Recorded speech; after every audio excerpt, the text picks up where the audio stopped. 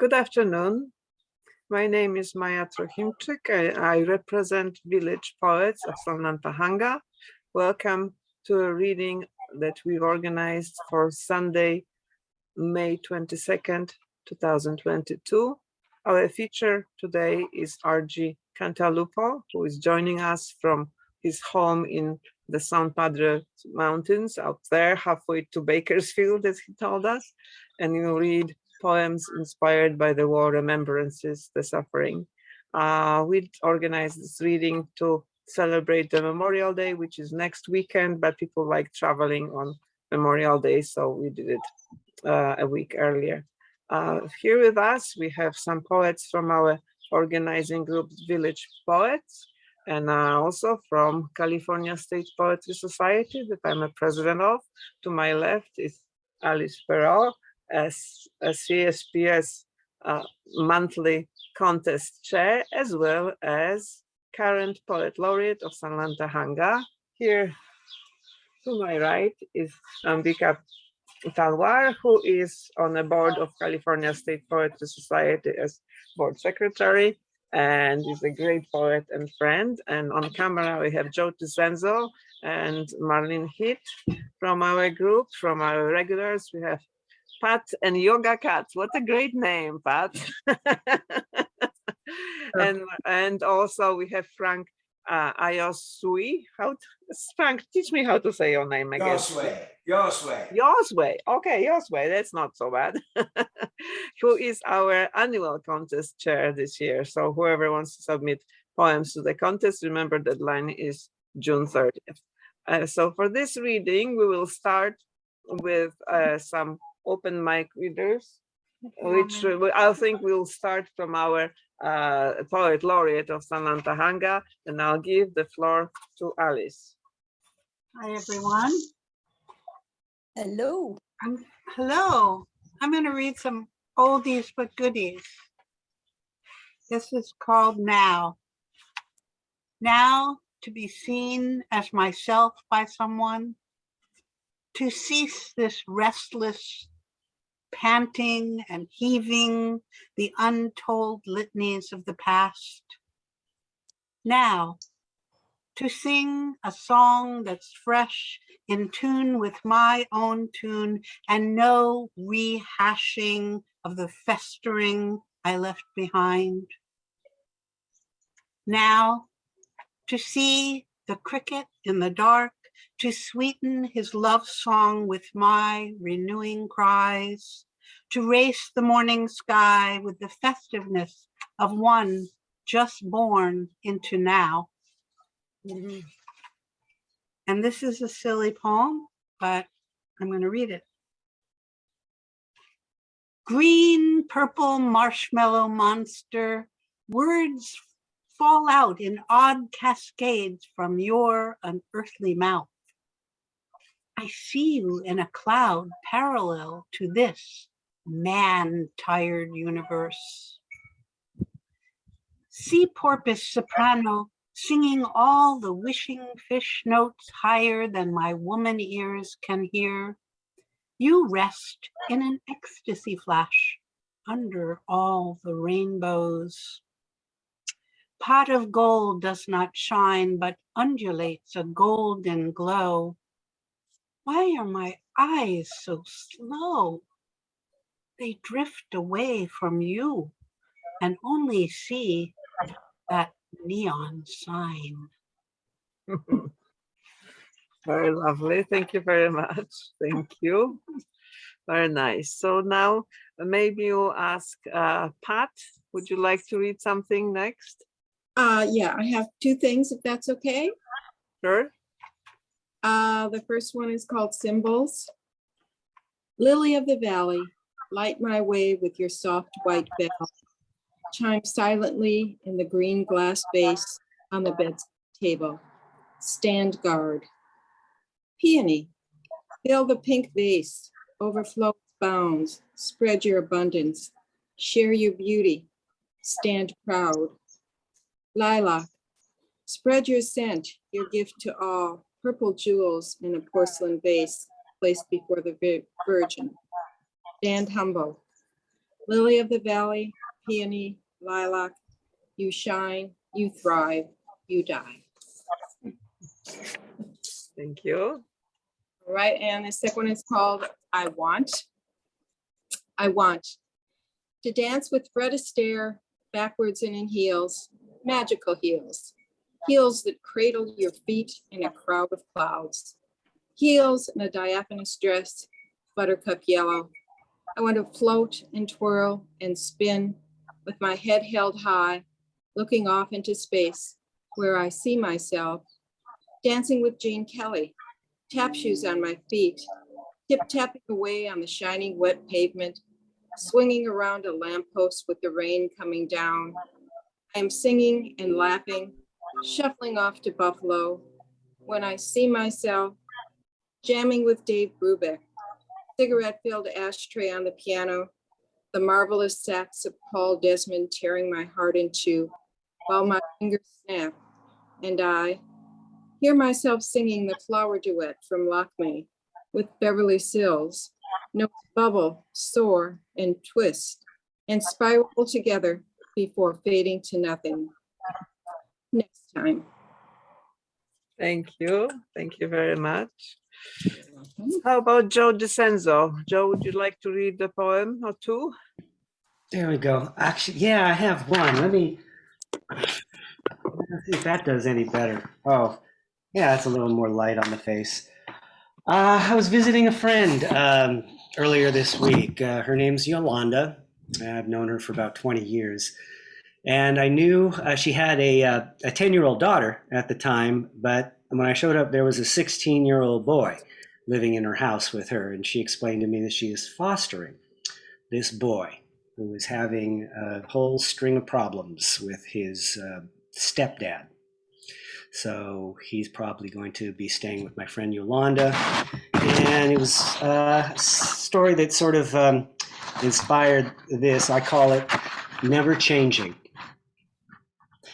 In the undulating pools of life, of all the earth and sky that comprise your being, I am your reflection. I am the union of youth's most exquisite passion, shared in deepest, earnest, with another soul, your expression of love personified. Conceived in your image, I am your creation, the greatest gift you can bestow, exceeding the radiance of the blazing sun, beyond the spectrum of light and color the eye can perceive. I am your child, the life you carried in your womb, nurtured at your breast, rocked in a cradle and gently sang to sleep. I'm the hand you held safely to cross the street, the awkward body you balanced when learning to ride a bike, the hair you combed before dashing off to school, the one you protected from the monsters beneath the bed, the life you guided through the nature's changes, the inevitable changes of body, mind, and spirit as the inner self developed and identity took root. The same divine alterations that allowed you to embark with meaning and purpose, to discover love at its most tender and know faith at its most sacred. I am the extension of you, and together we continue to mature. I blossomed under the security of your canopy, but now need to walk from beneath its shade. For all the variations and points where we diverge, hold tightly to the insoluble and never changing. I am your child. Thank you. Thank you. That's all. Thank you very much. So we had 3 poets to start the reading. I think that's really nice. And I would like to introduce our featured poet. RG Cantalupo is a poet, playwright, filmmaker, novelist, and director. His work has been published widely in literary journals in the US, England, and Australia. He's a graduate from UC Santa Cruz. He studied with such luminaries as George Hitchcock, editor of Kayak, Gregory Bateson, and Norman O. Brown. He received his MFA in poetry and nonfiction from Vermont College of the Fine Arts. He has a whole series of books of poetry, such as Involving Residence, No Thanks, Walking Water on Earth, The Art of Naming, Remembrances, and The Endurance, Journey to the World's End.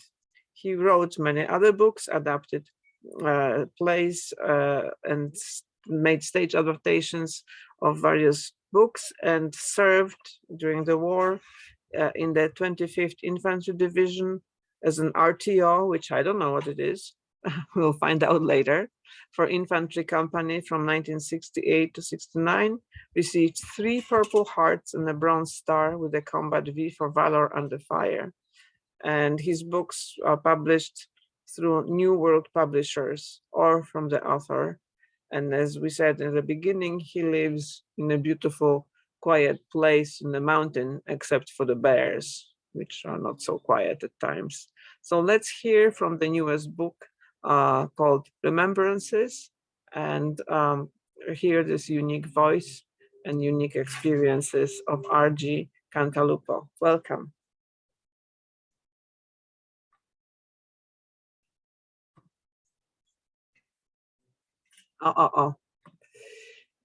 Okay, you are muted right now. You need to stop and there you are. Okay. Okay, now I'm going to Can you mute hear me myself. again? Yes, okay. So Perfect. Okay.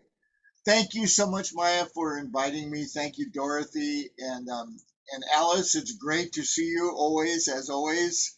So, because Alice has been a long, long friend of mine, I'm going to read a poem I wrote to her because I probably wouldn't be here today if it wasn't for her assists. So this is a poem called Assisting for Alice, and I'll introduce Remembrances this way.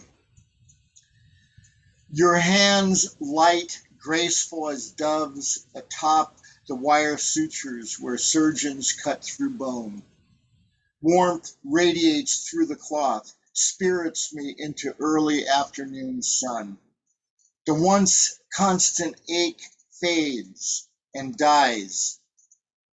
This is how the heart conjures wings, flutters, and longs to fly free from its rib cage.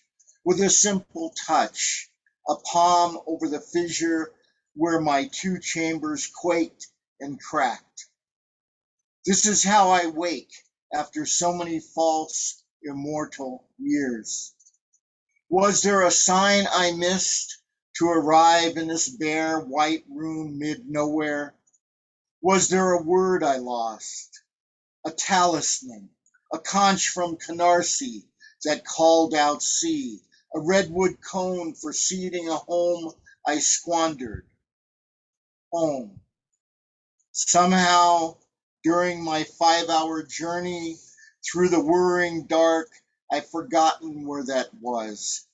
I neither remember the street, the number, nor if anyone else lived there. But your hands, Alice, don't ask such questions. They lie still on the sheet as if it were a shroud.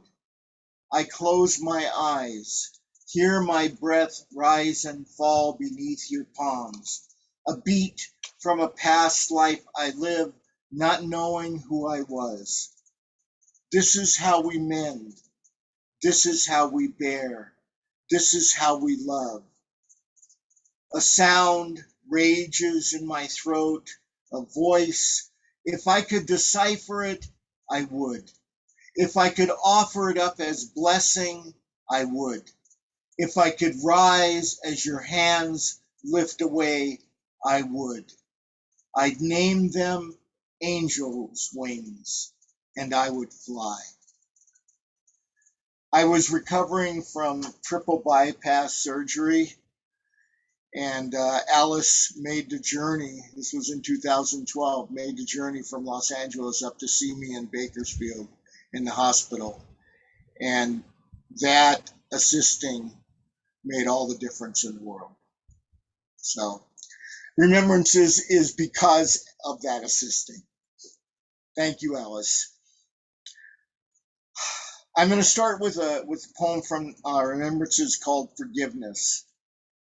What I've learned through the book, through writing of the book, was all the things I missed in all of my writing in this journey to where I am today. Some of the things that I missed was forgiveness, and this is the name of the poem from Remembrances, called Forgiveness. I never killed anyone, nor fired my M16 at a VC or an NBA. I called in 500-pound bombs for the platoon leader, radioed a napalm strike on a pagoda, blew up claymores on LPs, but killing wasn't my job. I was a witness mostly, an RTO passing on commands to kill. But unlike others, I never saw a dead enemy I could call my own. Some, like my friend Tim O'Brien, carried the eyes of a boy he shot dead, his bullet, or one from one of the two firing beside him. He never knew, but the boy's eyes haunted him, haunts him still.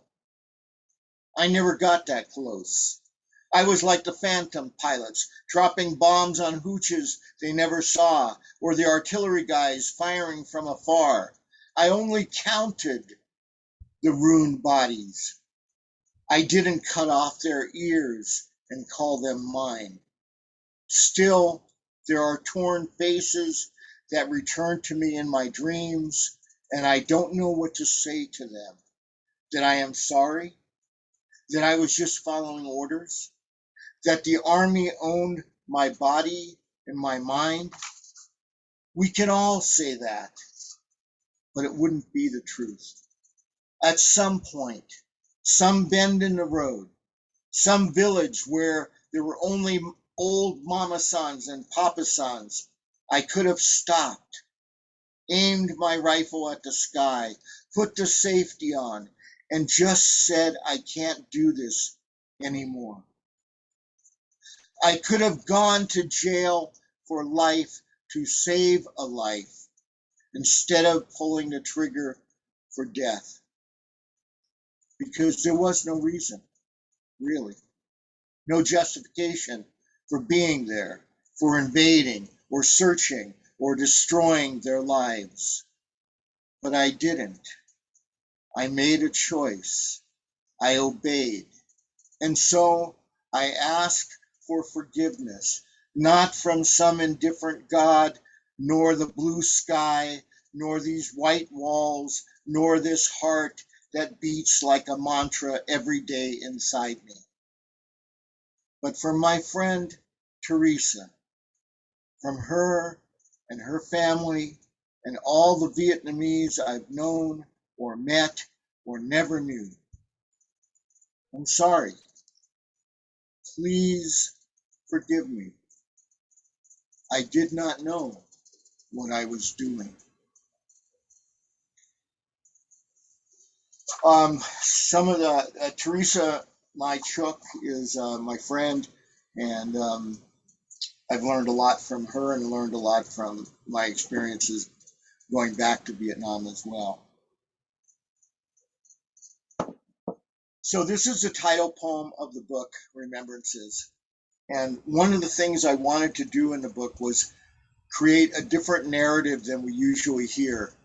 The usual narrative from, born on the 4th of July, where, I was a patriot until I discovered that the war was bad.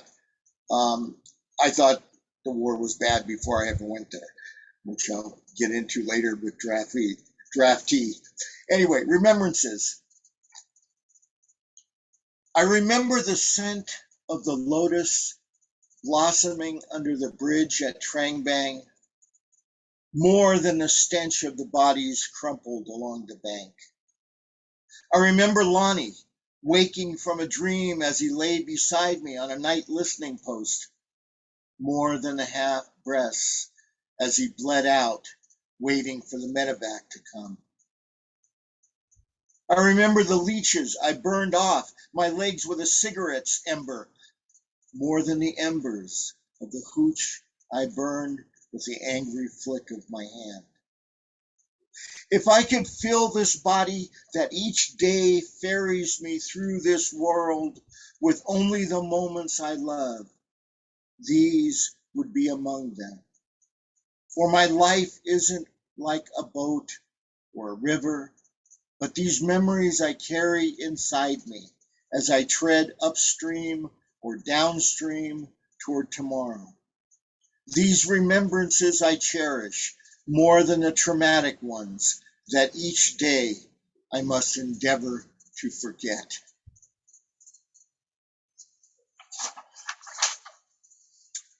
And this is the poem that doesn't get out to a lot, doesn't have a lot of play in the narrative of the Vietnam War in general. Yes, I'm a Vietnam veteran, but I'm also an anti-war, been an anti-war veteran for many, many, many years. 1970, I think I joined Vietnam Veterans Against the War when I came back. It's called Draftee. I didn't give a shit about rifles or flags or 4th of Julys or patriotic parades. I was into drive-in movies and cruising along Whittier Boulevard in my hopped up 56 Chevy for excitement. I was a patriot of love, of my 16-year-old wife and my single mother and my friends punching in and out of dead-end jobs. I couldn't tell a mortar from an RPG, an AK from an M16, a gorilla from a gorilla, or a commie from a homie. I loved my life, as small as it was, and for as little as I knew of death. I heard about those who believed war was all, one's ultimate sacrifice and duty. They tried to tell me what war was like, but it was never like that for me. I felt no thrill in the kill and vomited the first time I saw a 500-pound body, what a 500-pound bomb does to a body. No, I was done with war long before war was done with me. I died and came back to life and have lived all my 9 cats' lives. One was lived out in firefights and night patrols, where the sky fell with bullets, shrapnel, and flesh. It's the one I keep waking to, and the one I will forever mourn.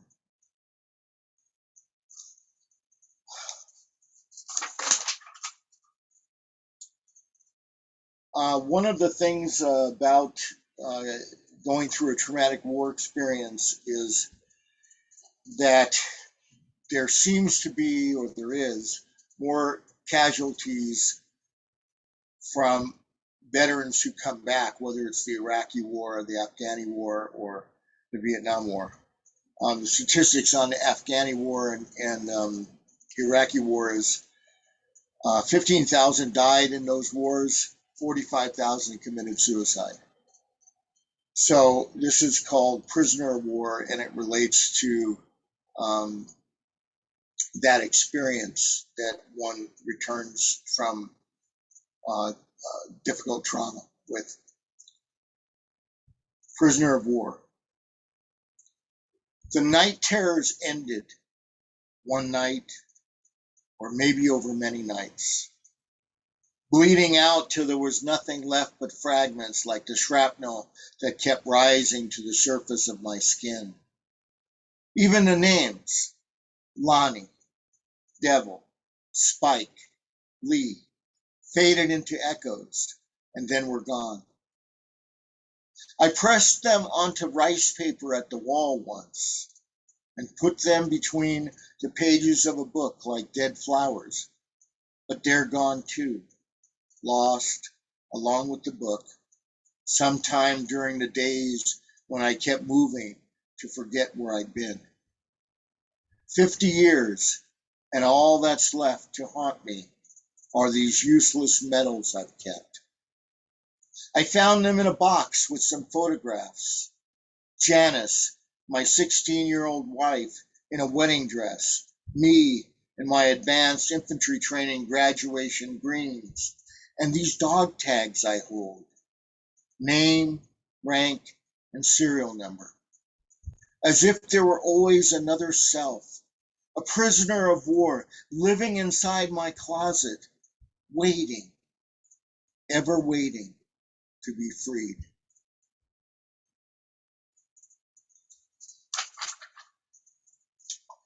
And this is a poem that is not in the Remembrances book, but it's a poem that I wrote when I went back to Vietnam in 2015, and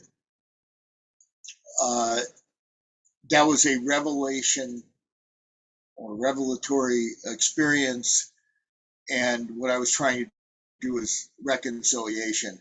I had gone through enough of the night terror, near suicides um, um, to want to get to a better place. And the only way I could figure out how to do that was to go back to where I fought and where I was wounded and where I did so much destruction while I was in Vietnam.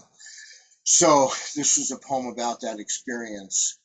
It's 2015 at the Vietnam 40th anniversary of Independence Day parade. It's also about the feelings that a lot of veterans, Vietnam veterans especially, have when they return home. So beautiful are the faces in the dawn's early light, and so young, parading with their colorful banners flying above their heads, reds, blues, whites, gold, and each so different. I sit in the bandstand and watch each assemblage pass by, round brown faces from one of the far provinces, lighter brown faces and taller bodies from one of the others, peasants and farmers and students, young children in school uniforms, old veterans from the war, all marching in unison, often struggling to keep up. Brightly costumed villagers donning exotic hats and playing extraordinary instruments as they walk. Peasant women and women soldiers with hoes and rifles and wide smiles. Young men and boys and fathers strutting past with medals draped on their press screens. Rifles slung from their shoulders, singing battle hymns. For a moment, I put my hand over my heart. Then I remember, this is not my country, not my anthem, not my flag. But oh, how I wished it could have been. All the young enthusiasm and hope of a new, free country. How I was once at 17 or 18, before this or any war.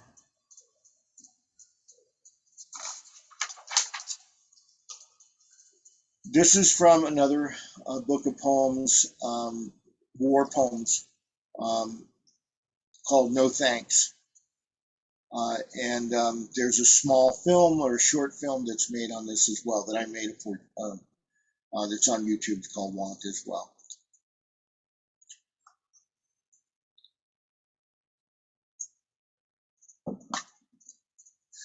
Baby Son wanted horses mostly, Mustangs and Appaloosas, a small ranch outside Tucson with a good woman and a few sons. Devil wanted his girlfriend to take this morning's letter back, for it to be the way it was that last night when she called out his name. Lonnie, Lonnie, the name he had before he left the world. I wanted to finish school and write about our days here, this day and the ones before, us simmering spaghetti seas over heat tabs and drinking our 6 free beers in the bunker's dusty shade.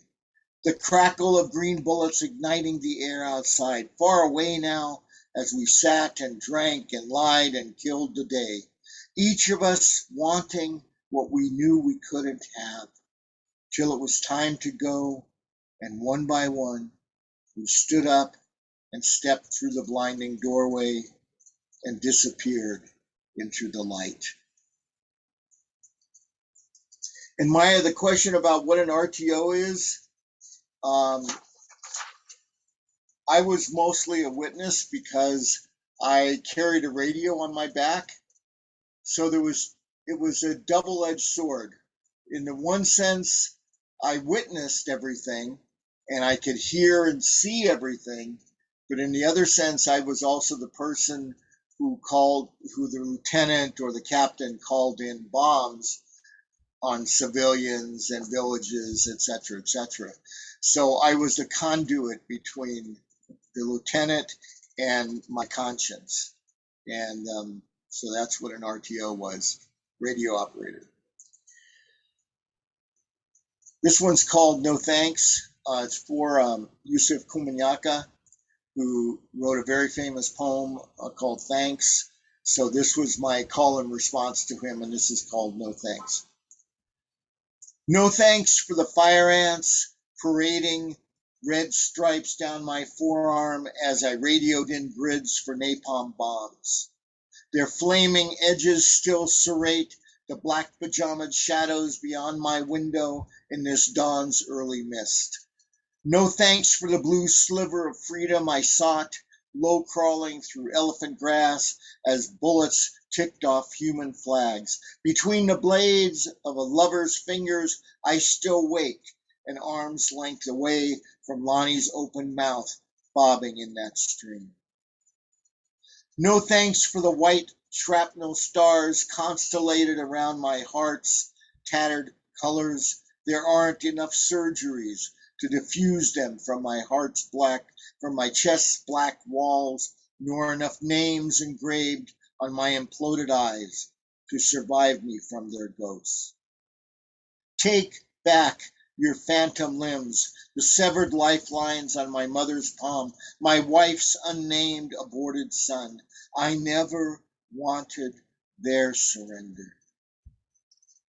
Meddle these untagged body parts hurling through night patrols, these blowbacks of 4th of July fireworks, ricocheting off hot LZs, my unexploded mortars waiting for a child's foot to skip by. And don't ask me for the bruise of honor shaped like an oak leaf cluster, nor the bronze star poured out of a war criminal's eye. I've offered all I'm grateful for. You cannot take what I will not kill to give. Okay. So those are the war poems, and from the two different collections. One is Remembrances, which is coming out now. Alice, I will get you that book as soon as it is printed, if ever that is done in the next month. And then these are poems from a period from other books of poems. This one is called Last Light. We come not for the apocalypse, nor even for the millennial's end, but simply for the end of day. Come as we've always come, as our fathers and mothers came from Spain or Italy or Norway before us, as Hohokam came, wearing rabbit skins 1,000 years ago. Come with a sister we haven't seen since college, and a father we're still trying to know, as friends and sometime lovers and even enemies, talking about another loved one gone, taken by cancer or a job or a better life. Come as I came a few years past with my mother and sat on a bench not far from here and talked about what had been, about work and writing and where my brother might be. Come and sit down in the sand or lean against a wall or simply stand and gaze out to sea as the last light dies. You and I come rocked and dazed from loving, you telling me how you want to go with me, and me saying, no, if it happens soon, I'll go alone, that we must all go alone, that all we have is this sun, dying out like a small candle in our eyes. Our faith merely that another day will come and we will stand here and witness it and kiss the day goodbye. I'm a lover of sunsets, and that was a poem that came from that experience of always going and seeing sunsets and watching the sun pass on. Okay.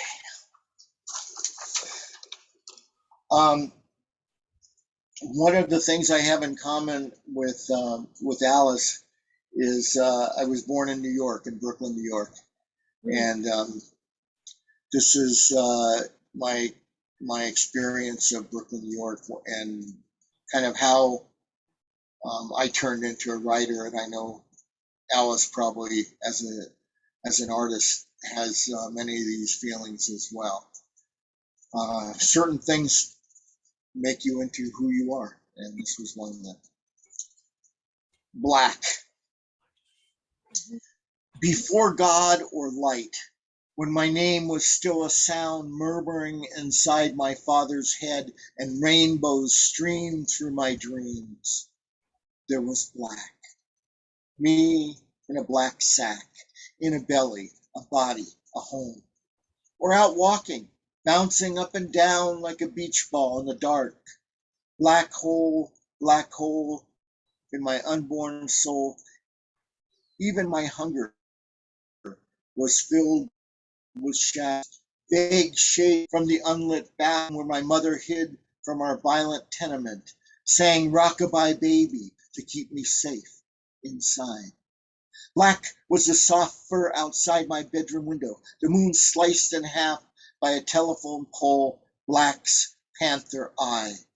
Black, the pocket of sleep I slipped inside to wake like a lost penny. Black, the dark glittering glass, 4 stories above Brooklyn, where my nude boy's body turned wild. I was the Bleagle, the coal black bear, the luminous ice black oak. My arms reaching out to touch streetlights or stars became black translucent branches. My palms gathered voices like rain. Puerto Rican, Italian, black, tire whines and horn barks, steel squeals from the L grinding up King's Highway, sounds rushing up through the night's roots into my hearts, beating against me like a black drum till I opened my mouth and learned to sing. So good. Mhm.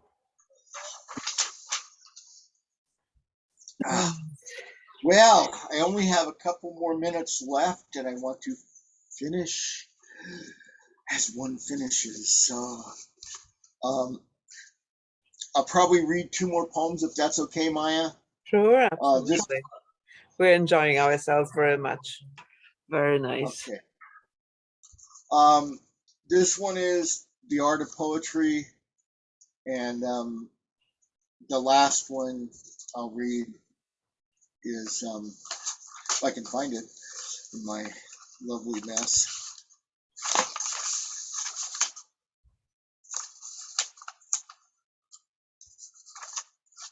Yeah. Okay.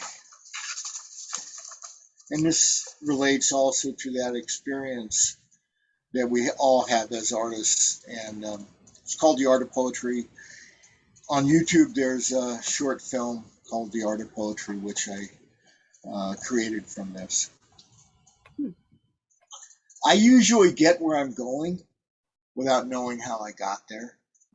I'm driving, but it's not me fighting traffic. It's someone else, someone who's infinitely better at such tasks. No, I'm usually drifting along on a song elsewhere, listening to Bix Beiderbecke on the coronet, say, or Bechet on his moaning clarinet. I'm here, following a burst of pure expression, gazing up through the windshield at a splash of wild lime green parrots, while my double's out there cruising through amber lights. negotiating a horseshoe curve. And yet, it's in those moments, in that space between habit and desire, that suddenly a phrase will come, a cluster of sounds, a line or two, or even a whole poem written in my head or scribbled on the back of a grocery list as my other continues squiggling down the mountain.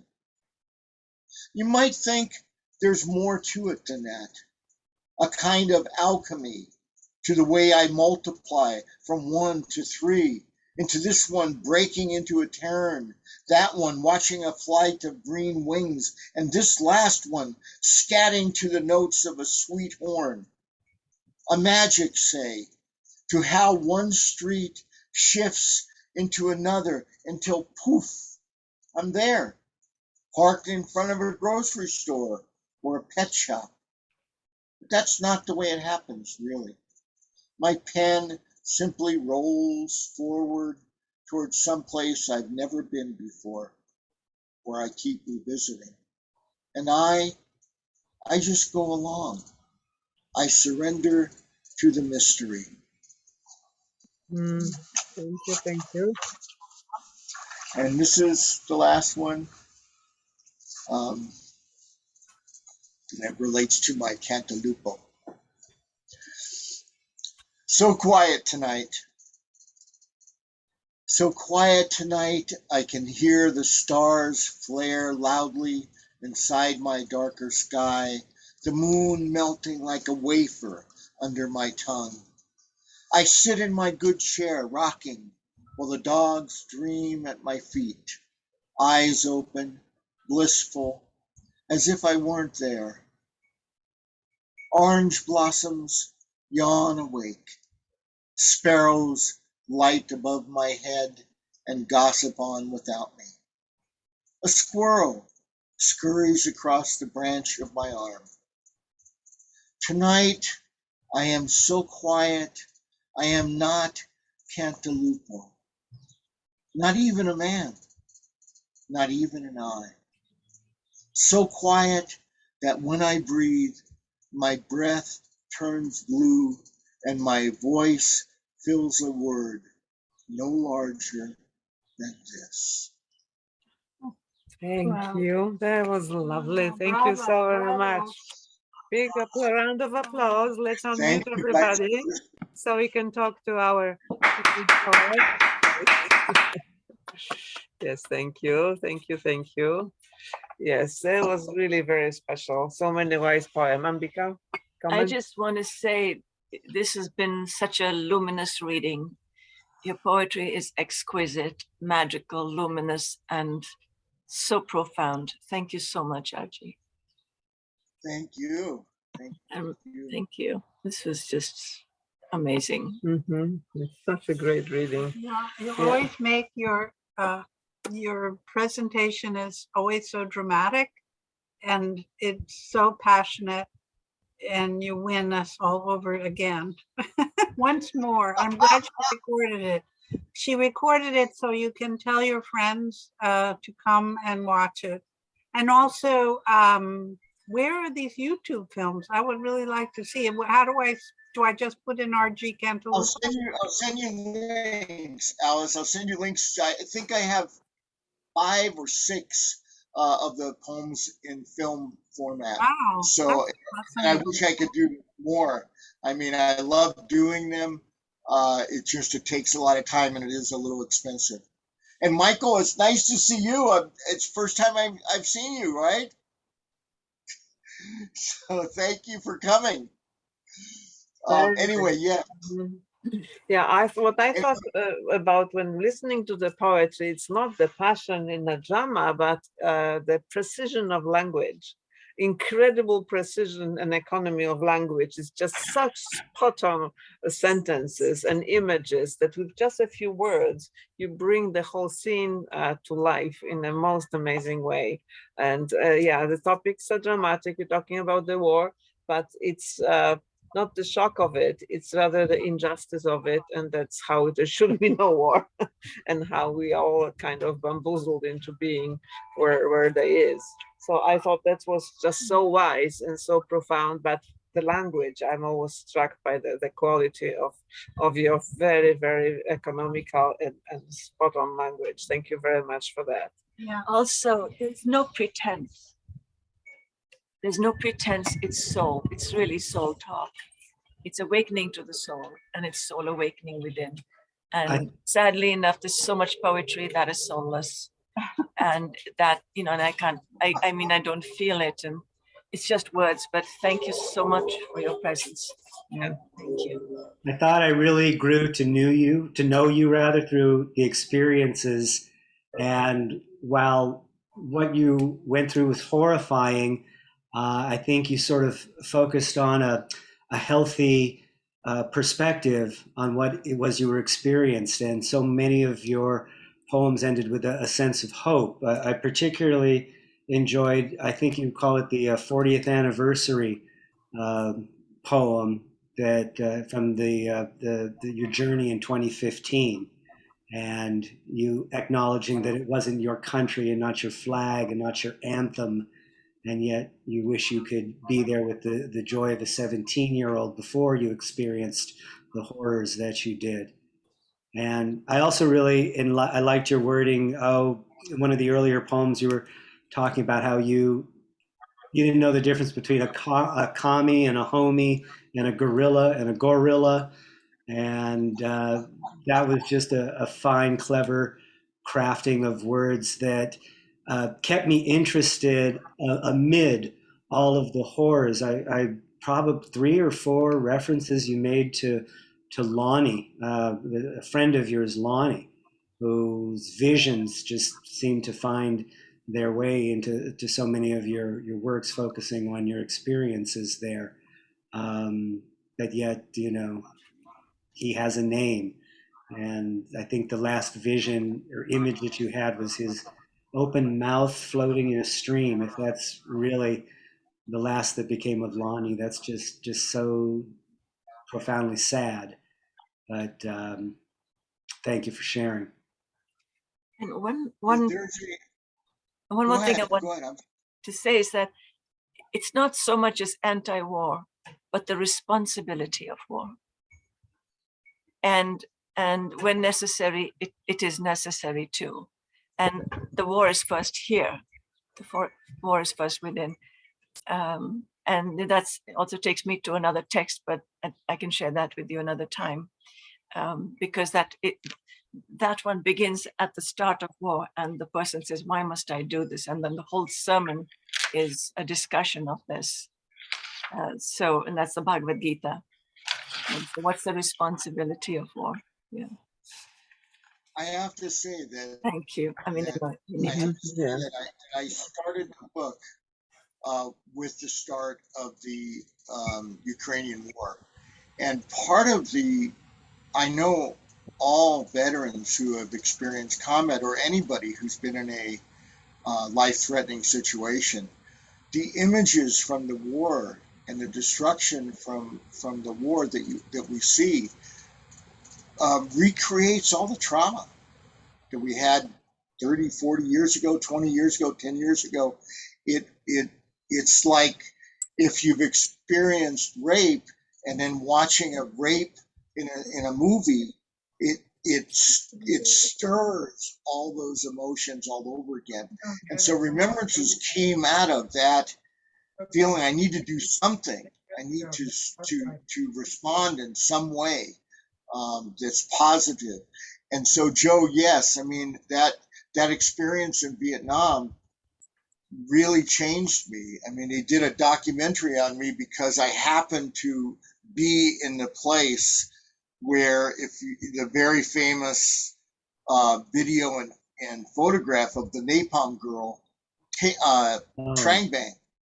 And that was where we were. That was where I was. And that pagoda that she was running from was the same pagoda that I bombed, or I was told to bomb. And so I knew exactly where she was running from. And I was in the hospital when I saw that, when that happened. I was in the hospital and I saw those images. And then when I went back to Vietnam, I went back to that pagoda. I went back to all those places. And I have to say that the North Vietnamese army soldiers that I met and the Viet Cong that I met, and they showed me where they were fighting me and all of that. I mean, it all came back and I sobbed. I was there for a month and I don't think there was a day that I didn't grieve. It was not only grieving my own experience, my youth, and all the destruction around me, but also the Vietnamese destruction and what I could see and watching the rice farmers find unexploded armament that they had to create their rice farms around from 50 years ago, or 45 years ago at that time. So it was a revelatory experience, and it changed me. It changed the way I thought, changed the way I wrote. Since then, that was 2015. And to tell you, I mean, since then I've written 3 books and 4 books of poetry, and just constant stuff to get it out of me. And not only all of it has been traumatic or dramatic. I wish I could write like Alice because she's able to be so hopeful and frivolous and silly. And that's a part of me that I wish I had. All of those events happened prior to this lifetime. But believe me, we've been through it all. Yeah, We've been through it all. We've lived a long time, much longer than most people know about. Don't get uncomfortable, guys. You'll be finding out if you don't know now. Yeah. So yeah, it's all there. Still learning, Alice. I'm still learning. Yeah, well, I'm just honest, me and a million other poets like Walt Whitman, and who else knew these things? It's too unlikely that you would have all this knowledge and only have been around one time, so Yeah, it's a combination of experiences. You learn, you collect what you've learned. Yeah. One after another. All right, so thank you one more time, one more round of applause to our wonderful teacher. Bravo for an amazing reading. that was really amazing. Yeah, it was just so stunning in every way and so inspirational. And so now we'll return to our open mic, and I would like to start actually the second segment with my own poems, 2 poems from my book, inspired by war experiences from World War II of civilians. My entire family on my maternal side were deported either during or after World War II by Soviets from their homes in what's now Belarus, used to be Poland. And then my paternal family is from the Ukraine, but they came out of there. My great-grandfather bought a farm in what is now Poland in 1906. So he came out of there early enough. But in 43, 44, there was a huge, what they would call it, genocide wave when Ukrainians murdered the remaining Poles. And right after war, 45 to 48, whoever was left was put on trains and kicked out and sent back to populate Silesia and Pomerania, which were taken away from Germans because Germans were put on trains and sent off further west. The ethnic cleansing was going on. So there's 2 poems from memories of either friends or family. Wołyń. Some say 70,000. Some say 150,000. Some say 200,000. Who knows? 1,600 or 300 was enough to imprint the name of a different village onto the memory of the world. Before IDs, passwords, and credit cards, before the global surveillance machine started to count every thought, every photo, their births and weddings were recorded in church registers, incinerated after they and their houses were burned to ash. Death in the flames, death by the bullet, death by the blade, and the baton, and bare hands. They lived and planted, carried wreaths in procession in harvest festivals, danced and laughed on cold October nights. Gone now, forgotten and uncounted. Whole families, generations gone. Like leaves on the white birch trees that blaze in a last display of color before disintegrating in the rain into the ground. Their land has other owners now, their houses and barns erased, the village roads ploughed over. We know some names, we have some photos of some homes, we even made a list of losses. If we are lucky, we may go back, dig through the rubble for the priceless treasure of one broken brick. Gone to the stars, birch leaves of autumn. Lost and forgotten, the poles of vowing will still shine bright. And the second poem is inspired by a story I saw in a documentary film about a group of Polish pilots who fought in the defense of Britain, the Battle of Britain, this famous Squadron 303. And after the war, the British didn't have any room for them or anything to do for them. So they exported these pilots to Pakistan because they just created Pakistan out of carving India.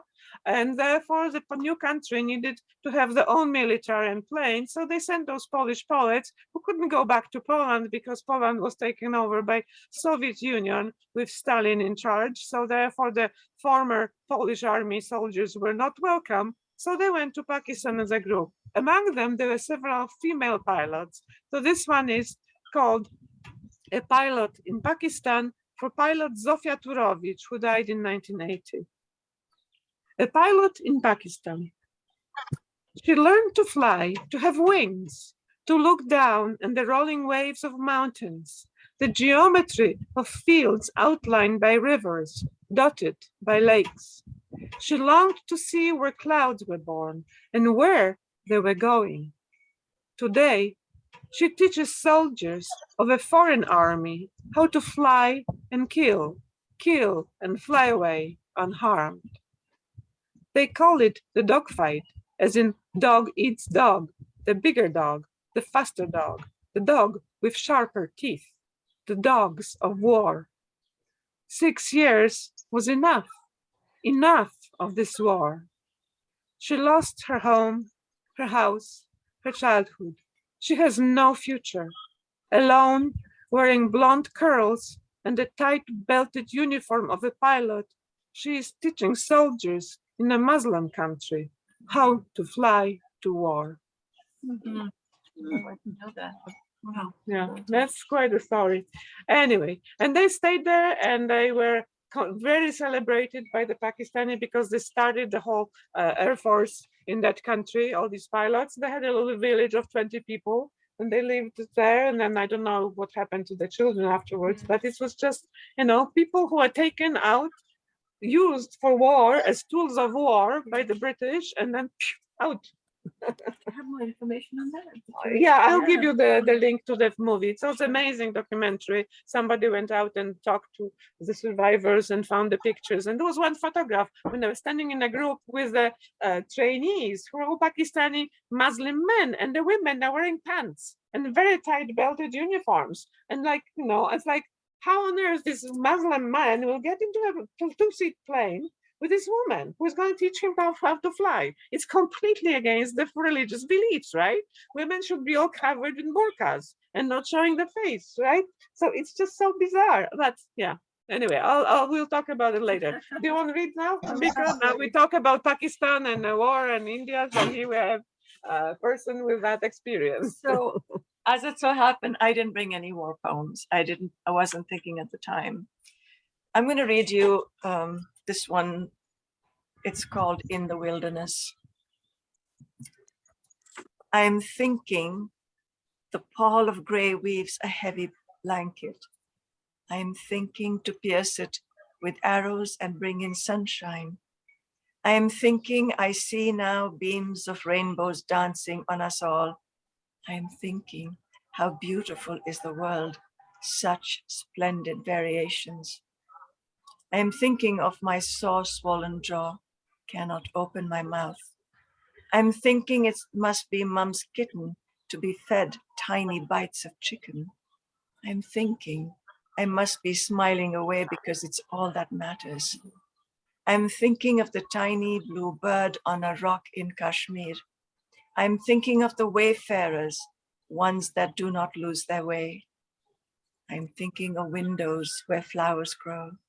I'm thinking of lovers who weave silence with bliss eyes. I'm thinking of how we enter dangerous paths on moonless nights. I'm thinking that is when the divine can grab us. I'm thinking of little Lara, ill for weeks, and her courage to be. I'm thinking we should give up language's twisting travails. I am thinking we should give up assumptions for truth in our arms. I'm thinking words are projections as love resides waiting for voice. I am thinking when to make my next lamb stew with love spices. I am thinking of my grandma and her silent hint of a smile. I'm thinking of my Mimi with her forever devotion to feeding us. I'm thinking of my father's hurt. I did not know what to do. I'm thinking of blueberries I gathered in Maine so long ago. I'm thinking of Portugal. I'm thinking of Rome. I'm thinking of swimming in great big lake, naked in the wilderness. I'm thinking of dancing to release stories so we can be free. I am thinking of how passionate, tender, and sensitive we are. We should never misunderstand one another. I'm thinking this is how we bring peace into our hearts. I'm thinking how beautiful the world is and you are. I'm thinking there is nothing more precious than this. I'm thinking clouds have parted and sun is glowing. Thank you. Beautiful. Could you hear the voice? Because what we hear in the background of this beautiful reflection is the fire in the marsh again. All these fire trucks, at least 10 fire trucks, and I can follow the sound and like, are they going to the wash? Is it going to be nearby again? Sound, yeah, they're still going. Hopefully they'll come back soon. Usually it takes them half an hour and they're done. They're very, very good. I just praise our firemen because they're real heroes of this area. They save our lives and homes and livelihoods for so many times already. Anyway, we have more poets who haven't read yet. Frank, Marlene, and Yes. Michael. Are you a poet? Do you want to read? Michael? Marlene. So Marlene will read next, okay? So Okay. let's hear from Marlene. All right. This is a story I have to tell. The house, now quiet and alone, fills itself with shadows. Shadows that whisper from walls to wall, that echo from halls to halls. It speaks in evening to threaded vines wrapped around its doors, to weeds in the long spent garden, to weeds in the planks of floors. Memory peers from every room, collects in the darkened halls, lays dust in hardwood corners, on the music of songbird calls. Trees once knocked at the windows, rain poured from a gabled roof. Children watched in the darkness, could hail, cold hail and sleet on the earth, while held in a grandfather's arms, sung to by mothers and aunts. The house does remember, breathes in and out like ants. We wrote our names and signed them under the attic stairs, so those steps would always remember, wish we could make repairs. Sad there is no hoping for the place to live on, for it soon will be fallen down, and as time demands, will be gone. Someday, the house will be buried with grasses and sand and flowers. All that is left, all only to be found in the memory of those sweet living hours. it felt a little bit like after war. And I may have to leave. So I apologize. Okay, thank you very much, Marlene. It was very lovely. So now we have Frank from Arizona. You in Phoenix or Tucson? I keep forgetting. You have to unmute, Frank. Tucson, Tucson, very actually nice. outside of Tucson, Oro Valley, to the north of Tucson. Oh, very nice. Okay, well, I was wondering what one to read. I was going back and forth, and I decided to settle this one. I have it on a screen. If you'd like to share the screen, would you like me to share the Okay. screen? Yes, we can share the screen. Let me go and wait. I have to give you the multiple participants. Okay. So I think you can, yeah, you can share now. Okay, can you guys see that? Not, oh yeah, there it is. Wow. Look at Okay, this. there we go. Okay, anyway, Better. a couple of years after my wife died, I was reconnecting with my old roommate from the University of Iowa, and I went to visit him one blustery October. And one day we were looking for something to do, and he said, well, how about if I take you out to this place? It's called the Grotto of the Redemption. It's actually a place, they have a website and everything. It's really an amazing thing out in West Bend, Iowa. And this was a poem written after the experience of going out there on a really icy day. And it's called The Possum in the Pond. The deep refrigerating gray of late October is insulating everything today. The tourist season, such as it is, has come to a grinding halt. All the harvesting is over. Quiet and poised for the onset of another winter, the town is turned inward on itself under the spell of a dull, intermittent drizzle. Jeff and I have just left the only tavern still open. The chili, the patty melts we wash down with a couple of buds, fuel for the fires that burn to keep the little furnaces of our lives flickering within.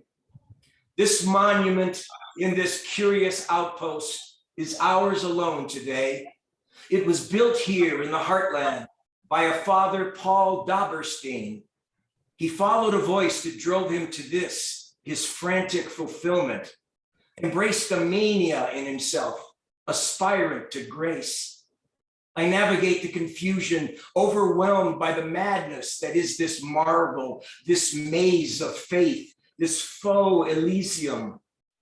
Corridors of rock and crystal, concrete and mortar, gemstones polished and inset into caverns and alcoves, and semi-open sepulchres that entomb bone-white storytelling statuary. Shells and corals and other varicolored curiosities brought to the surface from the bottoms of the sea. Tyranny takes many shapes. The passion is the paradigm to mesmerize and bless the human beast. Obsession is the sanctuary whereto we're led. Kingdoms made and every kingdom to come, made and remade from the muddle of what a mind can contrive. I wander through the handmade canyons over to where the geese and ducks and deer are exhibited alive behind the chain link fences of an obligatory park. Then beyond the gift shop to the adjacent church of Saints Peter and Paul. I enter, grow more unimpressed as I go farther in. I walk back outside and over to the just noticed, almost overlooked fountain and pond. Positioned in front of the church, it appears to exist more as an afterthought than a companion piece to the frantic unanimity of the grotto, though it is encrusted with the same shells and stones and minerals. I look down into the receptacle and discover a dead possum floating on its side in the black, dingy, deep enough to drown in water, especially unreflective under the all-enclosing gray of the atmosphere. I stare at it with a blank fascination, a sad and ugly brute that being unalive has made more hideous. The secret of its soul no longer warm within, it has lived its little life and died its dumb little death anonymously, and left its once cozy carcass floating here, untenanted, its bloated belly giving death a terrible buoyancy. Stiff and outstretched, adrift in the grip of a gentle levitation, it suggests to me the needle of some absurd, ironic compass, pointing snoutward to the netherworld of this artifice, this basement of heaven, pointing to where the last little bit of itself might have exited. The circumstance of its inanimacy, more tantalizing evidence that every life once lived is its own ambiguous offering, that every life is a do-it-yourself kit that comes without instructions. The gray that surrounds us is growing darker, and the water will not relent. The little clouds that hold our breaths hover a little longer out in the air in front of us. Our amazement is almost over. We stir the cold with our bodies as we turn, get into the car and go. Rising up against the sky, the bare trees wave multiform farewells, semaphores of goodbye. Each moment is a waiting room to some new irresistible desperation, to that next indecipherable act that will lead a creature into a trap. What we leave behind us has gone on as planned. We move forward, one moment closer to finally becoming what we are. In the inclement weather of an afterlife, a possum freshly dead is floating. Father Daberstein remains artist in residence somewhere in the ground, while his lifeless labyrinth maps a miniature nowhere forever in the air above, and statues from the serenity of their cages sing a soft hosanna to a wilderness. Thank you. Thank you very much. That was fascinating. Thank you, Frank. Thank you. Let's return to the gallery view. Do we have any more poets to read anything? If not, we'll say goodbye, but not before I'm going to take a picture of the screen with everybody on it. So come on closer, ladies. We'll see. It's not going to be a good picture, but it's going to be better than nothing. Yay! Okay, thank you very much. And thank you so much, our featured poet, RG Cantalupo. Very wise, very well-crafted poetry, very insightful and beautiful. And we're so very happy that we have you as a guest. Please send us the links. We'll add the links to your videos to our blog, so you can see and go from the blog and have it all in one place. And thank you everybody else for attending and sharing your insights in poetry. I think it was very, very good afternoon. I think we have this really a select group of excellent poets that show up.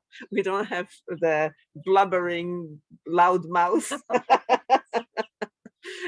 We don't have vain kind of, show-offs. We have people who really think and write and know how to think and know how to write, and they want to share something really wise with the world and with the colleagues who are great poets. So thanks everyone who was here, and see you next time. Bye-bye. Bye, everyone. Thank you.